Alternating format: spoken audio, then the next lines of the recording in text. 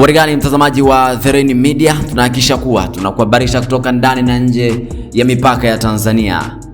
Rais wa Kenya William Ruto kulihutubia bunge la Tanzania Mei 5.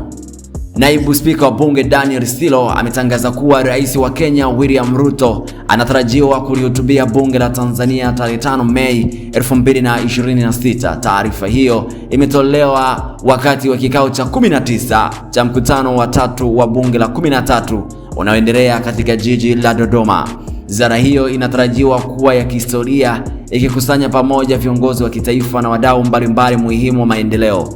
Kwa upande mwingine, ujio wa Rais Ruto unalenga kuimarisha uhusiano wa kidiplomasia na kiuchumi kati ya Tanzania na Kenya. Hotuba yake inatarajiwa kugusia masuala muhimu ya ushirikiano wa kikanda, hasa katika sekta za biashara, uwekezaji na maendeleo ya kiuchumi. Hatua hii inaonekana kama juhudi za kuendeleza mshikamano wa Jumuiya ya Afrika Mashariki na kukuza fursa za pamoja kwa mataifa haya mawili jirani. Na vile Tanzania na Kenya zimekuwa miongoni mwa nchi ambazo zimeendelea kuimarisha ushirikiano wao kutoka katika sekta mbalimbali za kiuchumi, kisiasa, kijamii na kihistoria vile.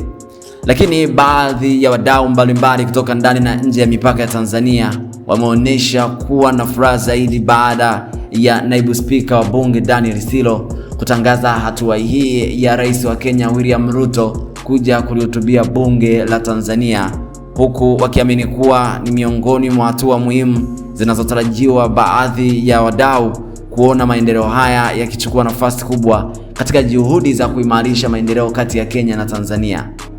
Endelea kuwa nasi kuhakikisha kwamba unazidi kupata habari kutoka ndani na nje ya mipaka ya Tanzania. Cha msingi, endelea kutufuatilia kwenye mitandao mbalimbali ya kijamii, huku ukibonyeza alama ya kengele, na utazidi kuwa wa kwanza kupata habari kutoka nje na ndani ya mipaka ya Tanzania.